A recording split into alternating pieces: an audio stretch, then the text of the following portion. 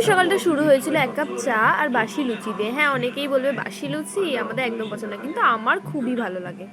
তো তারপরে বসে পড়েছিলাম একটা নতুন রেসিপি ট্রাই করার জন্য, সেটা হচ্ছে হান্ডি মাটন। মাটন নিয়ে এক্সপেরিমেন্ট সাধারণত বাড়িতে করতে দেয় না, কিন্তু যেহেতু পাপার ফিটে কদিন ধরেই হান্ডি মাটনের রেসিপিটা আসছিল, তাই ভাবলাম চলো পুজোতেই ট্রাই করা যাক। তারপরে চলে গেছিলাম আমাদের এখানে ড্রয়িং কম্পিটিশন হচ্ছিল সেটা দেখতে, কারণ এখানে আমার বোনজি পার্টিসিপেট করেছিল। তো ওখানে গিয়ে দেখলাম যে ওর এখনও একটু টাইম আছে, তো তাই চলে গেলাম আমাদের আদিমাকে দর্শন করতে। আমার সাথে সাথে আমার বোনিকেও নিয়ে গেছিলাম ঠাকুর দর্শন করতে, এবং তারপরে এসে দেখি আমার বোনজির আঁকা হয়ে গেছে। এবার আমরা সঙ্গে সঙ্গে বাড়ি যাইনি, কারণ দিদি বৌদি সবাই মিলে অনেক দিন পর জড়ো হয়েছি, তো ঠাকুরতলায় বসে বসেই অনেকটা গল্প আড্ডা বেশ ভালোই মজা করলাম। পরে চলে এলাম বাড়ি, দেখি হান্ডি মাটন তো আমাদের রেডি।